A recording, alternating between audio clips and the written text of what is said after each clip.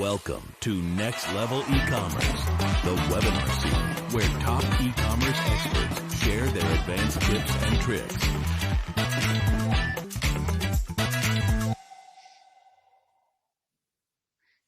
Hi, hello everyone. Welcome to Next Level eCommerce. My name is Jochem, product lead here at Channable, a multi-channel e-commerce platform. And the intro already said it, but this is Next Level eCommerce, where you learn all about e-commerce from basically the best in the industry. And today I'm very excited to have Yoann Ferrand as a guest here. I follow his newsletter already since 2 or 3 years. It's really a really nice resource to stay up to date about the market.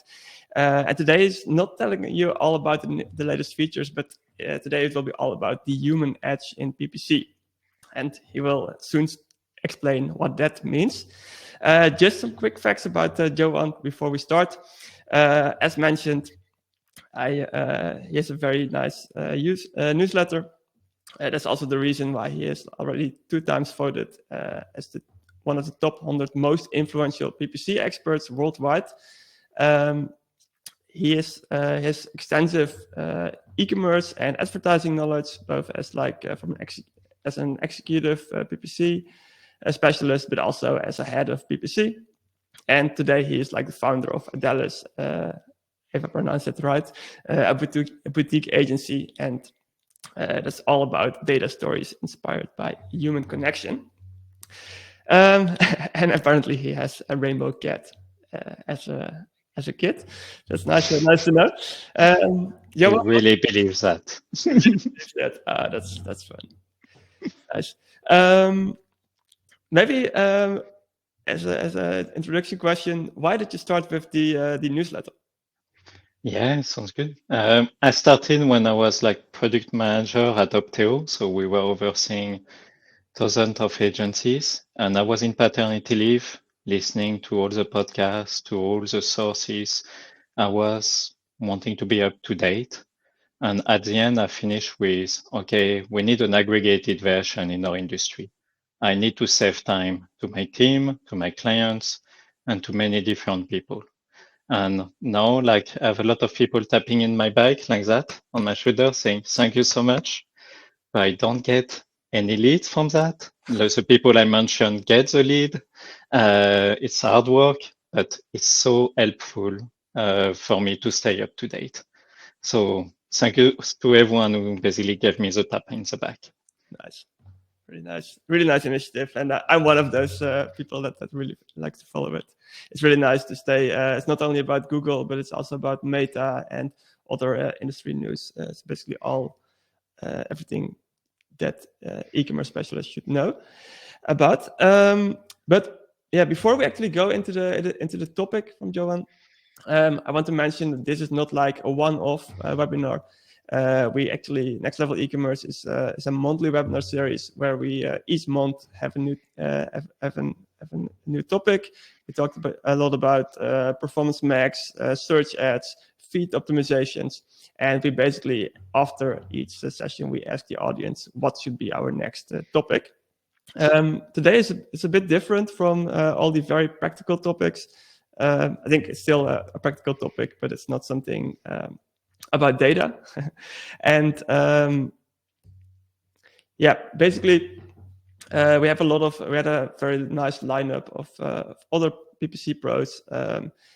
Last edition was even with Mike Rhodes, where we actually learned people how to write scripts. So check out the Next Level eCommerce section on Channable.com if you're interested in learning from the other topics or want to start learning how to write scripts.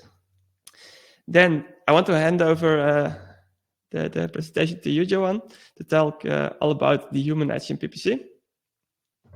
Awesome. So hi everyone. So first of all, maybe we can start with a quick poll. Which challenge is your biggest frustration right now in PPC?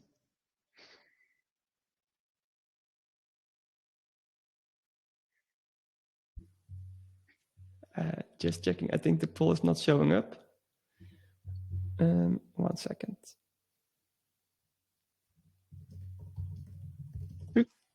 Okay.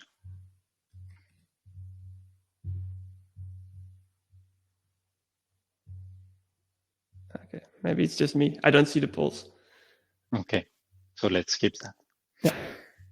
So like everything, let's take a deep breath together before we start, okay?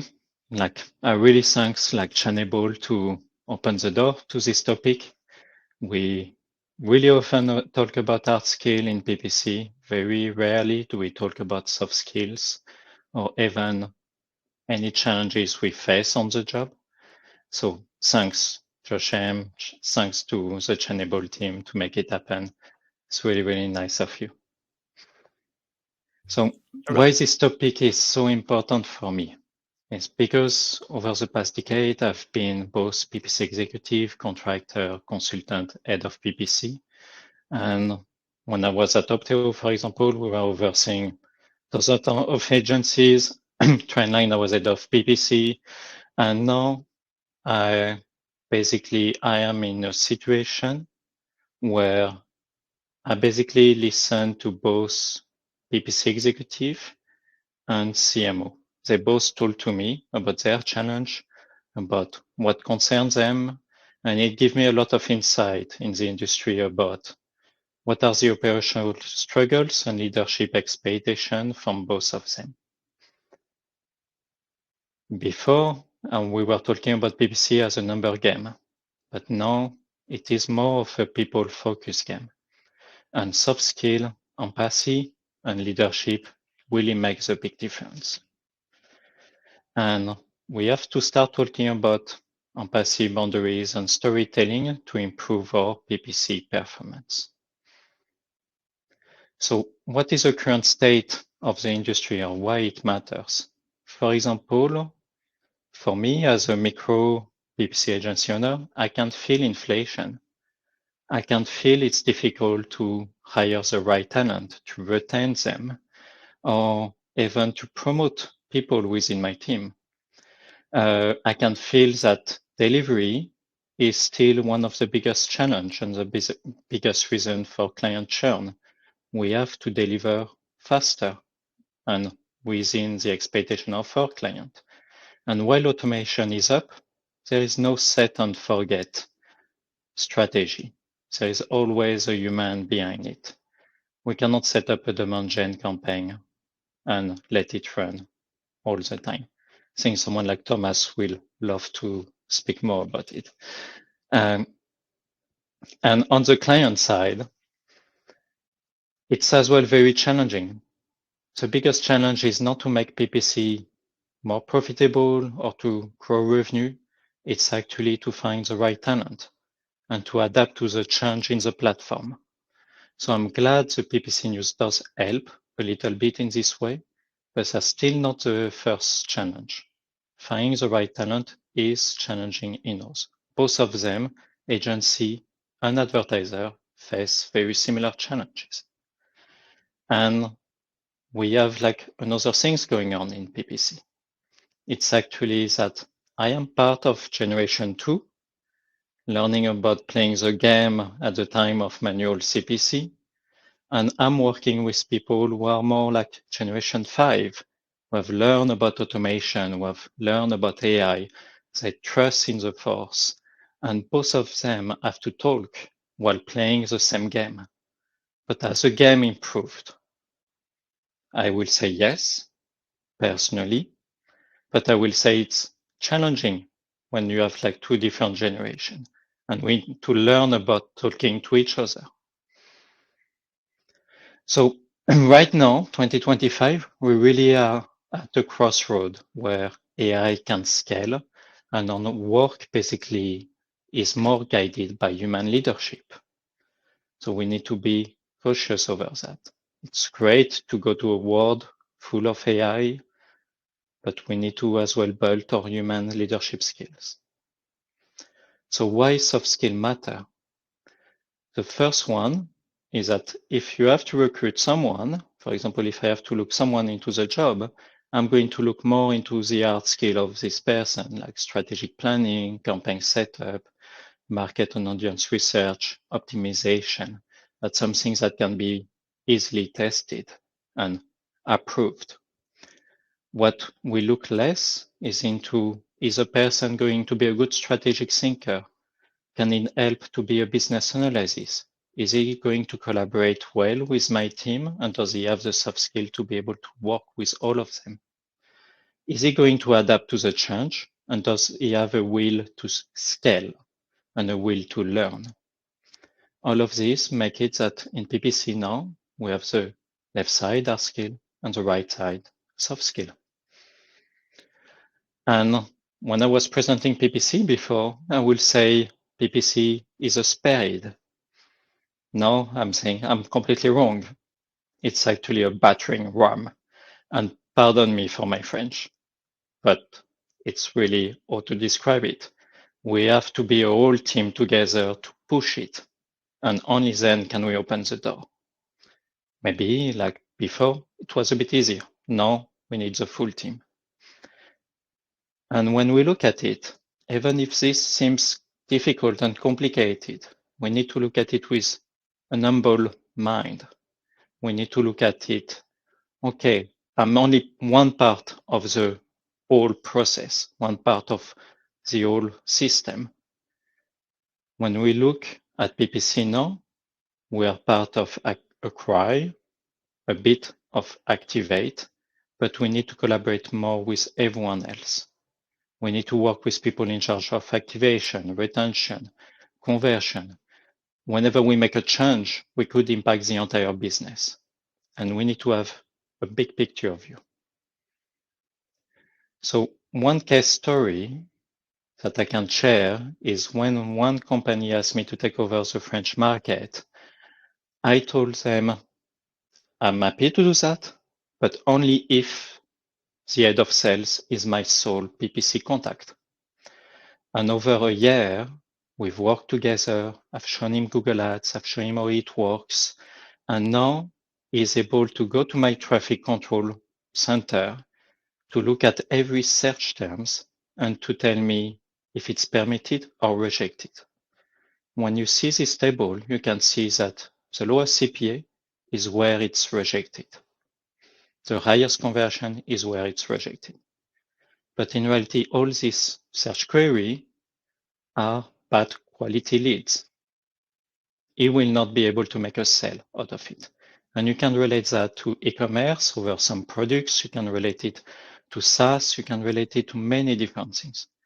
But when you look at it, you need to be in close contact with the person who is closing the deal or who is basically making the profit.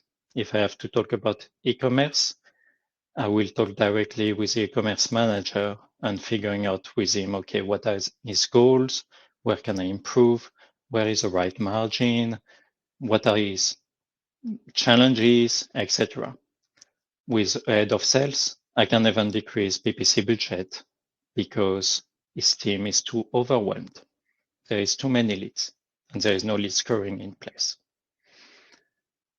So what it means for you is that PPC expert needs to be strategist and communicator.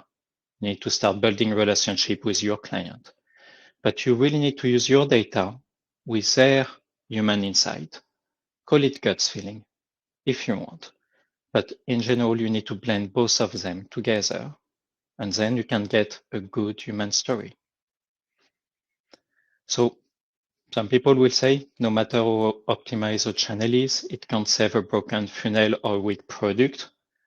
I agree with them, but I as well think that a PPC manager has a responsibility to help fixing a broken funnel or a weak product. We should not give up because it's hard. So how can we actually fix it? Let's try to onboard people that we are not fully aware. Let's try to bring them together over our channel. And let's try to convince them that some projects matter more than others. So when we do that, we need to learn about speaking two different languages. We need to speak to a CFO or junior executive in different way. So if ever you go to talk with a CFO about implementing Channable, for example, I'm going to take this as a very concrete example because I've done it before. But I'm not going to show you how I do it. I'm going to show you the template I'm using. So a CFO, I will talk to him about implementation costs, about payback period, about what it means actually for the business. It will be very simple, very easy to read. While for a team lead, I will talk to them about who needs to be involved, what deliverables are present, what is the timeline, what do we need to achieve, how many hours are allocated for this project. That will give them clarity about how to deliver it. All of this is generated via Claude, by the way. All the templates will be available for you, but you can generate that very quickly. It took me 5 to 10 minutes. Just need to know what to generate. And one main thing you need to start generating is a one-page project brief. That's a one slide that you can pitch to people what your project is about. And if I have to pitch, for example, Channable, I need to say, why are we doing this project? What will be produced? What are our KPIs? Are there any risk? How can we mitigate them? Pardon me for my French. How do we get there? If you want this project to be successful, what will it take? And are there any roadblocks? Why did I miss the stakeholder part? Because actually that's the most important. And that's what I want you to remember. Most of the projects fail because we forget about someone that it will benefit, who needs to be convinced, someone who needs to be involved, or someone who needs to be kept informed. How many times have I seen a PPC project being launched without a PPC head? Or how many times I have seen basically me launching a project and maybe I forget someone who should be kept informed. And the project was delayed because of this reason. So now I'm very much careful about who are the stakeholders and how can I bring them so that they see their shared win. This one can be downloadable as well, but please use it with your team. Download it, use a one slide project brief. It shouldn't be many meetings. It shouldn't be basically multiple slides. It should be a one page. So then after you can start building innovation. And when you start building innovation performance, you can start looking at different things within your team. One part, for example, has been I asked ClickTrain, a PPC talent marketplace, to analyze two different people, a junior and a senior PPC manager. If you download the change history, which many CMO I'm working with do, if you add notes to your Google Ads, it can give a little bit more context. But if you do that, you might see different insight. You might see someone who is really focused on targeting, and you might see someone who is really balancing their time over budget, beating creative. That can give you some signals where this person could improve or what are the main challenges right now within your team. But change history does not give you the whole picture of what a PPC manager is doing or a PPC executive is doing. So please be careful with this data. It gives you only one view, not the entire picture. Other things we need to do to bring innovation is actually to allow the team to have a budget test. Very often you don't see change because maybe people are scared to make change, or because they don't really know what change to make, because it has not been discussed, it has not been validated. So please, in your PPC strategy, advertiser side or agency pitching to advertiser, pitch over a 5 to 10% budget test and agree together about the upcoming test so that people feel confident and onboarded to make the change necessary. A simple way to do it is a priority framework. In this priority framework, what you can do is talking about different topics. I adapted it for PPC, but we use it for product. We use it for many different ways. Like the entire template available is way much more complex and complete. But you can talk about, is it going to have an impact on acquisition, 0 to 10? Is it going to bring me new customer? Is it going to improve the UX, so the conversion rate? Is it going to save time to a PPC manager? And this point is really important because if you're advertiser side, saving time to your agency or to your team is crucial. If you want them to be able to focus on your business, they need to save time. So you can adjust the weight of this one.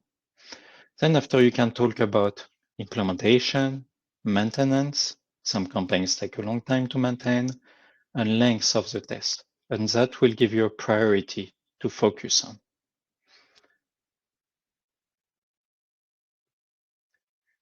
I'm going to now pause over 4 tips I really suggest to advertisers. Talking enterprise, but I'm talking small business. I'm talking about many different people. The first one is to define success upfront. If you want people to go to the forest or to go to the trench with you, you need to make sure that they know what winning means. And they need to have clarity over it. It's okay to change, business change, but it needs to be communicated and it needs to be clear. A second tip is to create a PPC playbook. That's a shared doc of the PPC strategy, the rules all over the business, the past test results that have happened. Very often when you onboard a new agency or if you onboard a freelancer, contractors, or a new employee, they come and they have to digest a lot of information. But this information could take months to get. If you have it already ready, it can take a week. That's a big time saving.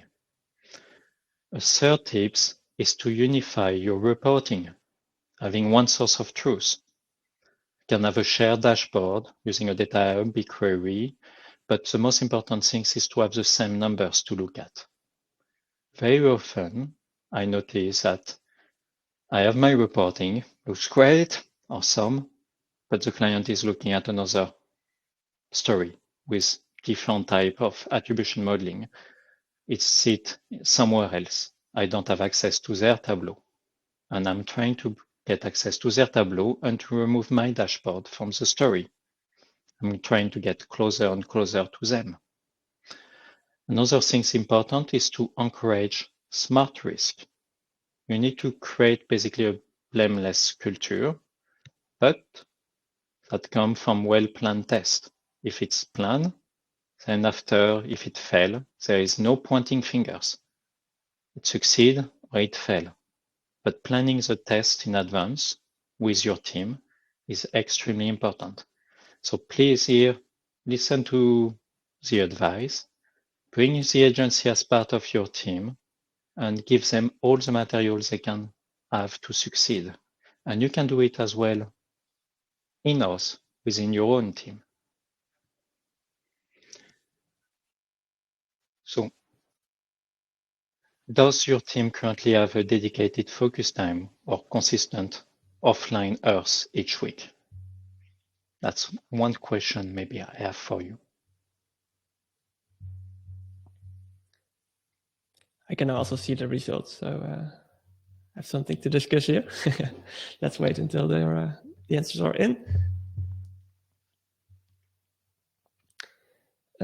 Almost no one says no. Most people say we haven't considered it yet. Now it changes to yes, we block time regularly. That's the answer that most people give. So it seems like people are doing it, but still half of the people is doing it.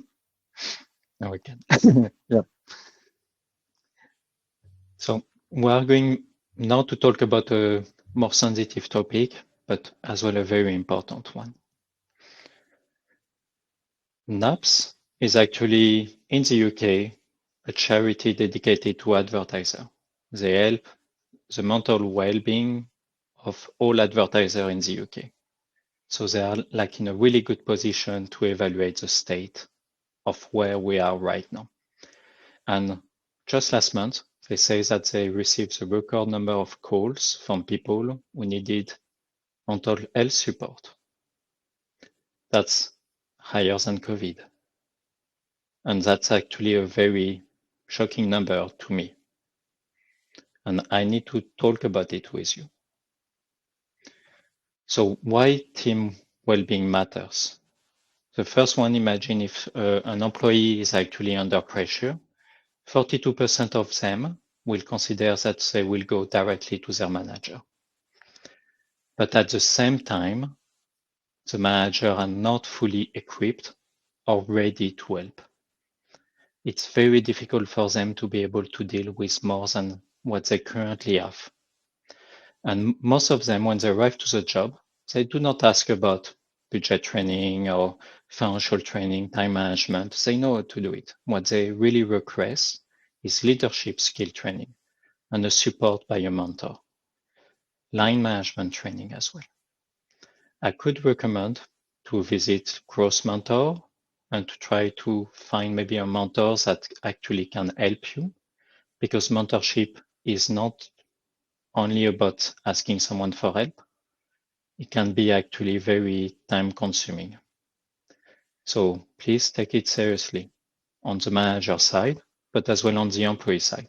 If you come to your manager and something is challenging, please be cautious of them. They are maybe not ready for that yet. So let's take a deep breath on this. Another thing from a manager side is that we can improve things. We can basically build a coaching mindset. Active listening, conflict resolution can be taught in a team. You can be transparent over it. You can have like regular check-in with your team. You can as well use tips I have. It's called brain writing. Whenever I basically can feel overwhelmed, I'm putting it in writing. And I share it sometimes with my team or my clients. That help me to put things in writing in paper and to make sure it's exactly what I want to pass as a message. Then after, you can build routine retrospective, like a weekly roundtable with the team to ask if there is any roadblocks, or monthly reviews to share feedback. As an example, at Decathlon, we had like a monthly review where we were talking about both personal development goals and professional development goals. And at Decathlon, they were saying that you can learn hard skill or anything, but it's more difficult to learn soft skills. So all the training was around soft skill. Then after, another tips that come from my experience as head of PPC, where I literally ask my team, please share with me your calendar and tell me what meetings you do. Was this meeting useful for you? And did you have actually a good week ahead? So when you do that, you can after go to the next step. The next step is actually to ask them to create the dream schedule, their dream schedule. And you can learn actually, like I did here for you guys, that it's very important for me to pick up my kid on time, that I'm going on at the gym at very specific amount of time. I need a PPC focus time in the morning to work on the account. And the first things I do in the morning is to start working on the account.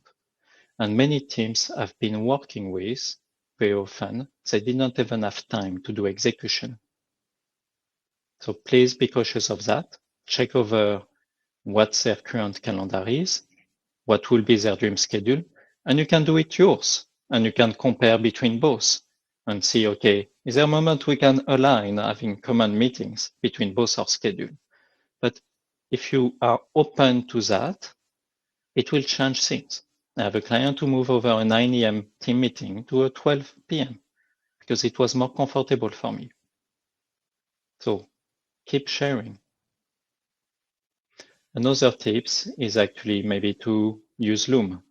So I've discovered over the past years that some clients really prefer meetings at different time. Some of them prefer 30 minutes weekly. Some others prefer a bi-weekly 1 hour or 1 hour monthly. Some of them don't even want to hear me talk. I'm not going to say which region. And they prefer a Loom directly. And so ask your client, what is the frequency of the meetings they need to be able to feel that you're part of the team? It's extremely important. Now, Loom can be as well very useful. I have a lot of clients who actually love to listen to a Loom whenever they are like free or whenever it's a good moment for them, and they appreciate to come back to it. You can use Loom to prep meeting too. That can be a useful things to do. Another part is to have like a buffer time. So a buffer time between meetings. Sometimes we jump from one meeting to another one. And after a meeting, it could be good to be able to start to implement immediate change that needs to happen just after the meeting. So give yourself time to have like a buffer. Finally, there is a concept I start to hear in our industry. It's toxic client. I am fully opposed to this one. There is no toxic client, just mismatch expectation. You need to be able to understand that clients or advertiser, your manager or your employees, for example, we come from very different culture with different education. We are a different state of mind. And so we need to basically to learn our own feelings, which is called nonviolent communication, and to have shared our rules of the game, which are our boundaries, to be able to know, okay, is this person actually crossing the red line? And can I talk with them about it? So an example for me, my boundaries are actually that I hate same-day meeting. If you book me a meeting during a day I've already planned, I will immediately decline it. My clients know about it. I will rarely make a favor apart. It's very important. And very often when I make the favor, I remind them about my rules of the game. And I have a long list. No, I'm joking. No, I do. As well, or more important things is that we're here to weight off stress from their shoulder. Okay? So that's really important to know about it. They hire us to delegate stress. And we need to as well listen to them and try to understand where they come from. So there is no really toxic client, but really mismatch expectation. So final key takeaways. Which soft skill do you find hardest to foster within your PPC team?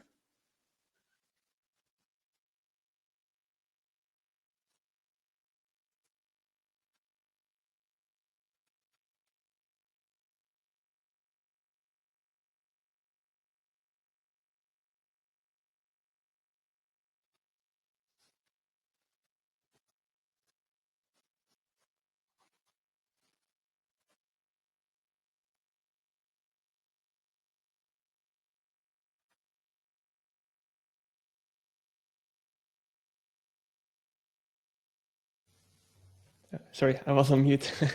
Didn't know that. Time management is the clear winner here in this poll. Second is the conflict resolution. And then basically the other two are pretty close. But time management is a clear winner. That's good. Yeah. So what I want you to remember from what I'm sharing is that you need to put people first before metrics. It's very important when you have a PPC team or an agency to consider the human element in the relationship. Then after, I want you to consider and remind people that PPC is a battering ram. You are in the trench with your PPC team. We are in the trench with our client. We are going to support all each other into a journey. And then after, use the one-page project brief that will really help you to align teams and to provide really quick outcome directly. Protect focus, the well-being of your team. It's very important to allow them to be able to achieve their work and to make sure they can focus on their PPC task. And a last one, I'd like our industry to forget the word toxic client. Usually it's about fixing expectation and communication gap. There are people who cross boundaries, but it's often because they don't know yours. So please share it. So to quote to finish, rather than compete with machine, focus on what makes us uniquely human. That comes from a tech journalist who had his entire field being automatized. And let's build a PPC culture that blends empathy, teamwork, and data-driven insight, and watch both Rory and Tim Morrow soar. Merci for joining me.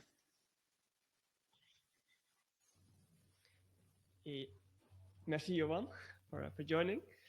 Really nice topic, and really nice that you that you're teaching the audience here. Also, it's very clear to me that you worked in product as well before. Really liked your prioritization frameworks and the templates you're giving away for free on how to pitch tooling to management. Really nice content.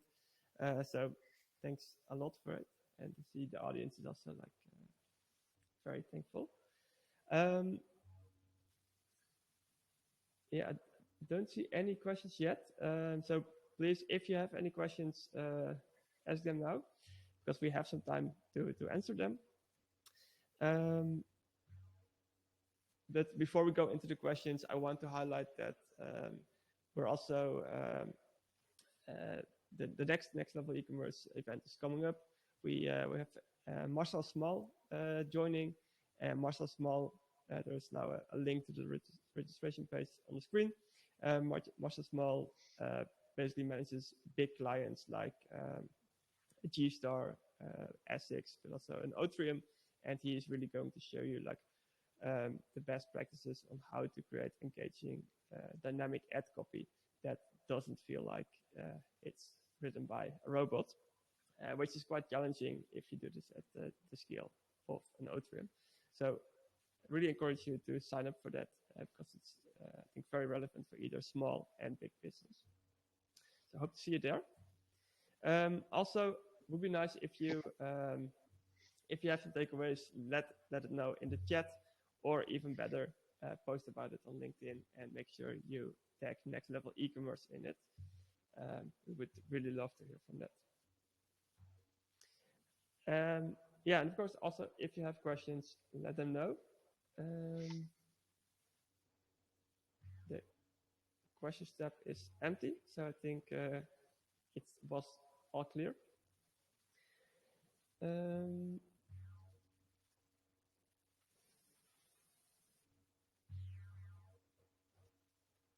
Right, it seems like there are no questions. Let us know by filling in the polls if you like the topic. I see most of the people, yeah, like 80% found it perfect, so that's good to hear. Also, a few people found too basic. Please let us know what you would like to learn in next sessions, and we can improve on that. But it's really nice to see that most of the people really enjoyed it, including me. So again, thank you, Yoann, for this awesome presentation, and hope to see you soon at a live event. Thank you. Maybe one thing, because I know like it's a topic where it's difficult to ask questions. It's normal. Maybe for the audience to know, I've used Deep Dive, O1, and Claude way much more this year than you can think of. Most of the template I created, which we will make available to you guys by email, they are like AI generated, and you can reuse the templates just to fill out things directly. it's very important to start using it because these concepts are available and you can basically push them further to your team. And before, it will have taken me hours to be able to achieve that. Now it can take me 5-10 minutes. So there is no more really excuse to be able to present it in the right way. Nice. I agree in that. I really love all those new AI tools to start programming. I think it really opens a lot of opportunities for me in my PM job, but I think also for patents. And, oh yeah, that does help. Right. Thanks everyone for joining, and I think we have a nice end sound. Thank you for joining Next Level eCommerce. If you want to see more, check out our YouTube or give us a follow on LinkedIn to get more e-commerce tips and tricks. See you at the next one.